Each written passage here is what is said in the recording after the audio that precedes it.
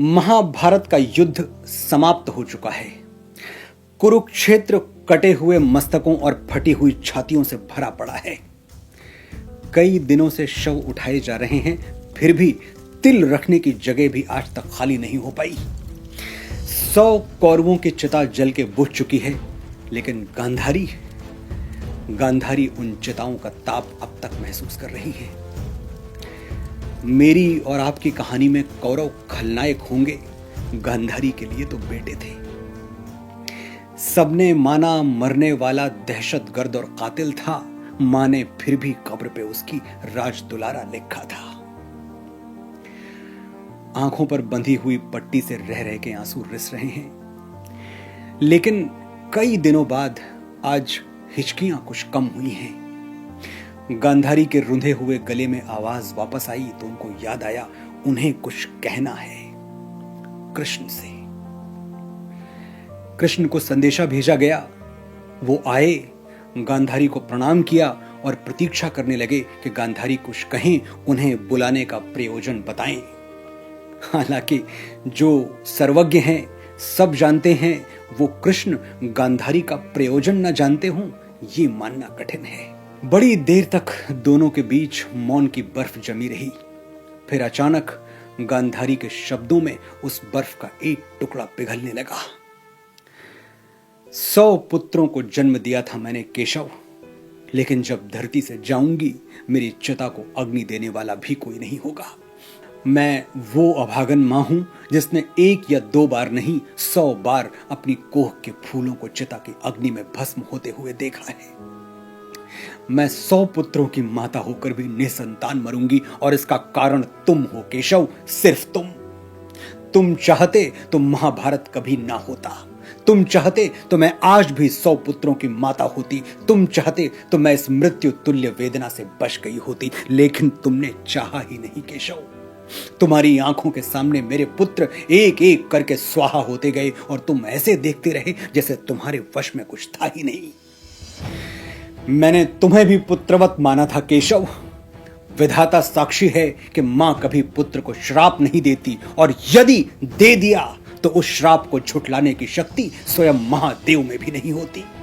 मैं महाराज धृतराष्ट्र की पत्नी, हस्तिनापुर की पूर्व महारानी, मैं वीर दुर्योधन की माता गांधारी तुम्हें श्राप देती हूं कि जिन आंखों से तुमने मेरी कोख उजड़ते हुए देखी है, उन्हीं आंखों से अपने पूरे वंश का सर्वनाश देखोगे। तुम्हारी आंखों के सामने यदुवंश का अंत होगा, और स्वयं तुम अकाल मृत्यु को प्राप्त होगे। कृष्ण पूर्ण परमेश्वर थे, लेकिन एक मां के श्राप को अस्वीकार करने का सामर्थ्य नहीं था उनके पास। सर झुकाकर उन्होंने गांधारी का श्राप स्वीकार किया और कहा, यदि आप ऐसा चाहती हैं माते, तो ऐसा ही होगा। और सचमुच यही हुआ। महाभारत युद्ध के 36 वर्ष बाद ही यदुवंश का अंत हो गया, और सच्चिदानंद कृष्ण, जिन्होंने अपने बाल रूप में कालिया नाग का मर्दन किया था, पूतना को प्राण दंड दिया था, वो एक साधारण शिकारी के हाथों मारे गए। महाभारत को 5000 वर्ष बीत चुके हैं, लेकिन गांधारी का आरोप आज भी हवाओं में झूल रहा है। कृष्ण चाह लेते तो महाभारत का युद्ध कभी होता ही नहीं। क्या ये आरोप सच है? नमस्कार, मैं हूं मनोज मुंतशिर, और आज मैं इसी प्रश्न का उत्तर ढूंढने के लिए आपको ले चलूंगा हस्तिनापुर की उस राजसभा में, जहां कृष्ण शांति दूत बनकर पधारे हैं।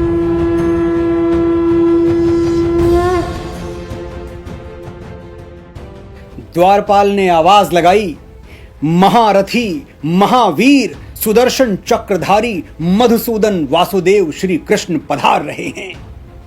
महात्मा विदुर अपने आसन से उठे और भगवान श्री कृष्ण की अगवानी करते हुए उन्हें राजसभा में ले आए। कृष्ण ने पहला प्रणाम महाराज धृतराष्ट्र को निवेदित किया और शिष्टाचार का निर्वहन करते हुए अपने आने का प्रयोजन और अपना नया परिचय दोनों एक साथ कह दिया। कृष्ण बोले, शांति दूत का प्रणाम स्वीकार करिए महाराज। शांति दूत, इस एक शब्द पर कृष्ण ने विशेष बल दिया था। धृतराष्ट्र ने कहा, बताइए वासुदेव, आप मेरे अनुज पुत्रों की ओर से, पांडवों की ओर से क्या प्रस्ताव लाए हैं? भगवान श्री कृष्ण ने हाथ जोड़कर बड़ी विनम्रता से उत्तर दिया, महाराज, मैं किसी की ओर से कोई प्रस्ताव लेकर नहीं आया हूं। मैं तो स्वयं अपनी ओर से आया हूं और अपना ही प्रस्ताव लाया हूं।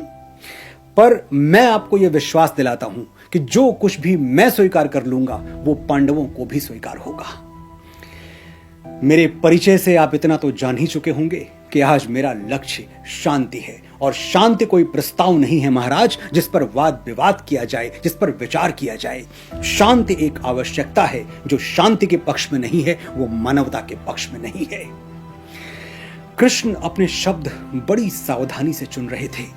वो जानते थे कि हजारों वर्षों बाद उनके एक एक शब्द का विश्लेषण किया जाएगा और मानवता इस प्रश्न का उत्तर अवश्य ढूंढेगी कि महाभारत के युद्ध में कृष्ण की भूमिका क्या थी, आग लगाने वाले की या आग बुझाने वाले की। कृष्ण ने एक नजर पूरी राजसभा को देखा, वहां उपस्थित वीरों को देखा और आगे बोले, इस राजसभा में गंगा पुत्र भीष्म जैसे ज्ञानी और महात्मा उपस्थित हैं। कृपाचार्य और द्रोणाचार्य जैसे आचार्य विराजमान हैं। योद्धाओं की जो भीड़ यहां है वो आज संसार की किसी और राजसभा में नहीं है, और इसीलिए हस्तिनापुर की इस राजसभा का उत्तरदायित्व भी सबसे अधिक है। यदि युद्ध हुआ तो महात्माओं और योद्धाओं का ये अलौकिक संकलन सूखे पत्ते की तरह बिखर जाएगा महाराज। और अगर ऐसा हुआ तो इतिहास उन सारे आंसुओं का उत्तरदायी आपको ठहराएगा जो इस महायुद्ध के बाद बहाए जाएंगे। इतिहास गांधार नरेश शकुनी से यह नहीं पूछेगा कि द्यूत क्रीड़ा में कपट क्यों किया, क्योंकि वो कपट आपकी सभा में हुआ था महाराज। इतिहास युवराज दुर्योधन से भी यह नहीं पूछेगा कि इन्होंने भरत कुल वधु द्रौपदी को भरी सभा में बालों से घसीट कर क्यों बुलवाया था। इतिहास ये भी आप ही से पूछेगा, क्योंकि दुर्योधन आप ही के युवराज हैं महाराज। इतिहास दुशासन से भी ये नहीं पूछेगा कि उसने महासती पांचाली का वस्त्र हरण करने की असभ्यता क्यों की। इतिहास इसके लिए भी आप ही को दोषी, आप ही को उत्तरदायी ठहराएगा। लेकिन यदि आज आप मेरा प्रस्ताव मानकर युद्ध की संभावनाओं पर पूर्ण विराम लगा देते हैं तो शायद इतिहास सब कुछ भूलकर आपको एक शांति प्रिय सम्राट के रूप में आदर से याद करे। कुछ क्षणों के लिए सभा में मौन छा गया। फिर गंगा पुत्र भीष्म की वाणी सुनाई दी, युद्ध तो कदाचित कोई नहीं चाहता केशव। श्री कृष्ण को इस एक शब्द पर आपत्ति हो गई। कदाचित यानी शायद, संभवतः। युद्ध तो शायद कोई नहीं चाहता। कृष्ण ने अपनी वाणी पर बड़ी कठिनाई से नियंत्रण रखते हुए कहा, यदि कोई युद्ध नहीं चाहता पितामह तो फिर यह कदाचित क्यों? कदाचित ये तो आप भी जानते हैं पितामह, और मैं भी, कि युद्ध चाहने वाले उधर भी हैं और इधर भी हैं। इसलिए आज कदाचित जैसे शब्दों को इस राजसभा से निकालकर बाहर फेंक दीजिए, क्योंकि कदाचित की छाया में शांति की बात नहीं हो सकती। धृतराष्ट्र की ओर उदास आंखों से देखते हुए कृष्ण बोले, यदि युद्ध हुआ महाराज तो आपके पास कुछ नहीं रह जाएगा, ना पुत्र और ना ही अनुज पुत्र। क्या पता आपको किस किस के शव पर रोना पड़े। सोचिए महाराज, आपके पास पांडवों का शव आएगा तो क्या आप उसे शत्रु का शव मानकर आनंदित होंगे? क्या आपको एक बार भी याद नहीं आएगा कि आपके छोटे भाई महाराज पांडु ने प्राण त्यागते हुए अपने 5 पुत्रों की सुरक्षा के लिए आप पर विश्वास किया था? आपकी गोद में सिर्फ कौरव नहीं खेले महाराज, पांडव भी खेले हैं। उनके लिए पिता स्वरूप कौन है? आप ही तो। पांडव आपके स्नेह की छाया में पले बढ़े हैं। आपके आशीर्वाद पर आज भी उनका उतना ही अधिकार है जितना दुर्योधन और दुशासन का। इसलिए हे धर्म ध्वज रक्षक, मेरा प्रस्ताव यह है कि इंद्रप्रस्थ पांडवों को लौटा दीजिए। इतना कहकर श्री कृष्ण ने महाराज धृतराष्ट्र को प्रणाम किया और अपने आसन पर विराजमान हो गए। सारी सभा चुप थी। तभी दुर्योधन अपने आसन से उठा और बोला, वासुदेव, मुझे यह शांति प्रस्ताव स्वीकार नहीं है। गंगा पुत्र भीष्म ने बड़ी विकलता के साथ कहा, एक बार सोच तो लो पुत्र। दुर्योधन गरज कर बोला, इसमें सोचना क्या है पितामह? जिन्हें 12 वर्ष का वनवास मिलना चाहिए वो राज मांग रहे हैं। यह प्रस्ताव नहीं, प्रतिघात है। गंगा पुत्र ने एक और प्रयास किया, कहा, सुनो तो दुर्योधन, वासुदेव मित्र की भाषा बोल रहे हैं। दुर्योधन का क्रोध फट पड़ा। उसने पितामह की बात काटते हुए कहा, और मित्र की भाषा यह कह रही है कि मैं अपना आधा राज्य उन्हें दे दूं? यदि यह मित्रता है तो मुझे शत्रुता की परिभाषा समझाइए पितामह। इंद्रप्रस्थ मैं कभी नहीं दूंगा। यदि वासुदेव के पास कोई और प्रस्ताव हो तो मैं उस पर विचार कर सकता हूं।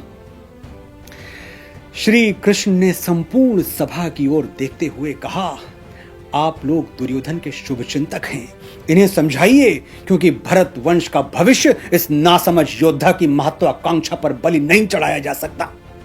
और फिर भी यदि तुम कोई और प्रस्ताव चाहते हो दुर्योधन, तो सुनो। तुम इंद्रप्रस्थ रखना चाहते हो, रख लो। मैं पांडवों की ओर से 5 गांव मांग रहा हूं, सिर्फ 5 गांव। 2 न्याय अगर तो आधा दो, पर इसमें भी यदि बाधा हो तो दे दो केवल 5 ग्राम। रखो अपनी धरती तमाम, हम वहीं खुशी से खाएंगे, परिजन पर असी न उठाएंगे। दुर्योधन फिर गरजा, 5 गांव? मैं उन पांडवों को सुई की नोक जितनी भूमि भी नहीं दूंगा। दुर्योधन के इस दुर्विचार को सुनकर सारी सभा सन्न रह गई। श्री कृष्ण ने एक लंबी सांस भरकर कहा, दुर्योधन, क्यों अपनी माता गांधारी को अपने शव पर विलाप करने के लिए आमंत्रित कर रहे हो? यह सुनते ही दुर्योधन तर्जनी उठाकर गरज कर बोला, वासुदेव, यदि तुम दूत न होते तो? कृष्ण ने पूछा, तो क्या कर लेते युवराज? दुर्योधन ने कहा, यदि तुम दूत न होते तो मैं इसी बात पर आज तुम्हारी जीभ खिंचवा लेता और तुम्हें बंदी बनाकर कारागृह में सड़ने के लिए फेंकवा देता। सभ्यता की सीमाएं पार हो चुकी थी और धृतराष्ट्र शांत थे, भीष्म असहाय थे, द्रोण निरुपाय थे। कृष्ण समझ गए कि उनका शांति प्रस्ताव अस्वीकार हो चुका है, लेकिन ये अस्वीकृति जिस अनादर के साथ आई है उसका प्रत्युत्तर तो देना ही होगा। वो अपने आसन से खड़े हो गए और अपनी गरिमा का स्मरण करवाते हुए दुर्योधन से बोले, राजदूत को बंदी बनाओगे युवराज? उस अतिथि को बंदी बनाओगे जिसके स्वागत में गंगा पुत्र भीष्म और आचार्य द्रोण इस सभा में खड़े हो गए थे? फिर भी यदि मुझे बंदी बना सकते हो तो अवश्य प्रयत्न करके देख लो। हरि ने भीषण हुंकार किया, अपना स्वरूप विस्तार किया। डगमग डगमग दिग्गज डोले, भगवान कुपित होकर बोले, जंजीर बढ़ाकर साध मुझे, हाँ हाँ दुर्योधन, बांध मुझे। ये देख गगन मुझ में लय है, ये देख पवन मुझ में लय है, मुझ में विलीन झंकार सकल, मुझ में लय है संसार सकल। अमरत्व फूलता है मुझ में, संघार झूलता है मुझ में। द्रगहों तो दृश्य अकांड देख, मुझ में सारा ब्रह्मांड देख। अंबर में कुंतल जाल देख, पद के नीचे पाताल देख, मुट्ठी में तीनों काल देख, मेरा स्वरूप विकराल देख। सब जन्म मुझी से पाते हैं, फिर लौट मुझी में आते हैं। यह देख जगत का आदि सृजन, यह देख महाभारत का रण, मृतकों से पटी हुई भू है, पहचान कहां इनमें तू है। भगवान अपना विराट स्वरूप दिखा रहे थे। भीष्म, द्रोण, कृपाचार्य श्रद्धा से नतमस्तक हो गए और दुर्योधन साक्षात ईश्वर का ज्योतिर्मय विश्व रूप देखकर उसकी आंखें फटी की फटी रह गई। कृष्ण अपने रथ पर सवार होकर हस्तिनापुर से चल पड़े। रथ के घरघराते हुए पहियों में उनको द्रौपदी की भर्राई हुई आवाज सुनाई दे रही थी। द्रौपदी ने अपने अपमान का वास्ता देकर कृष्ण से पूछा था, जिन्होंने भरी हुई राजसभा में मुझे बालों से पकड़कर घसीटा, मेरा वस्त्र हरण किया, तुम उनके पास शांति का प्रस्ताव लेकर जाओगे सखा? कृष्णा कहते हो ना, तुम मुझे सखी मानते हो, यही है तुम्हारा सखा भाव? और किस शांति की बात कर रहे हो तुम केशव? जब तक मेरे ये केश खुले हुए हैं, क्या कौरवों और पांडवों में शांति संभव है? फिर से सोच लो देवकी नंदन, जिसे तुम शांति कह रहे हो, कहीं वो आत्मसमर्पण तो नहीं? और यदि मेरे वीर पति और मेरे सखा आत्मसमर्पण का मन बना ही चुके हैं, तो मैं यज्ञ की ज्वाला से जन्मी याज्ञसेनी द्रौपदी अपनी मर्यादा का आत्मसमर्पण करने से इनकार करती हूं। यदि धर्मराज युधिष्ठिर, धनुर्धर अर्जुन, गदाधारी भीम, महारथी नकुल और सहदेव शांति चाहते हो तो वो अवश्य अपने स्वाभिमान से शांति का मूल्य चुका दें और खरीद लें शांति। मेरे इन खुले हुए केशों के लिए मेरे बूढ़े पिता महाराज द्रुपद दुशासन की छाती का लहू ले आएंगे। मेरा जवान भाई धृष्टद्युम्न कर्ण की जिह्वा काटेगा और मेरे 5 महारथी पुत्र दुर्योधन की जंगा तोड़ के मेरे भंग हुए मान का प्रतिशोध लेंगे। पांचाली का स्वाभिमान न उसके पतियों की दया पर टिका हुआ है, न तुम्हारी कृपा पर। कृष्ण अवाक द्रौपदी का दारुण रूप देख रहे थे।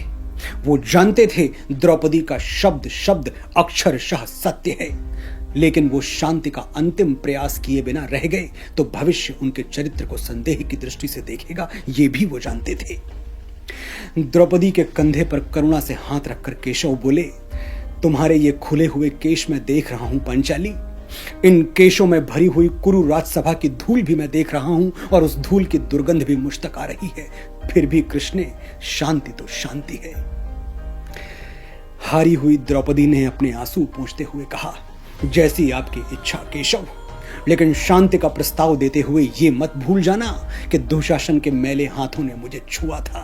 दुर्योधन ने मुझे देखकर अपनी जंघा पीटी थी और कर्ण ने कुरुओं की कुल वधू को भरी सभा में वेश्या कहा था। बस मेरी वेदना याद रखना केशव। जाओ मेरे शांति दूत, मेरे लिए तुम्हारा जो कर्तव्य था आज मैंने उस ऋण से तुम्हें मुक्त किया। द्रौपदी की पीड़ा से नजर फेर के कौरवों की सभा में शांति दूत बनकर जाना कितना कठिन था, ये कृष्ण की अंतरात्मा ही जानती होगी। लेकिन फिर भी कृष्ण गए। हस्तिनापुर की सभा में कृष्ण के शांति प्रस्ताव का क्या परिणाम हुआ आप सुन चुके हैं। क्या कृष्ण ने सचमुच महाभारत का युद्ध टालने का प्रयास नहीं किया? क्या माता गांधारी का आरोप सत्य था? ये निर्णय मैं आपके विवेक पर छोड़ता हूं। आपने बड़े धैर्य और बड़े ध्यान से सुना। आभार।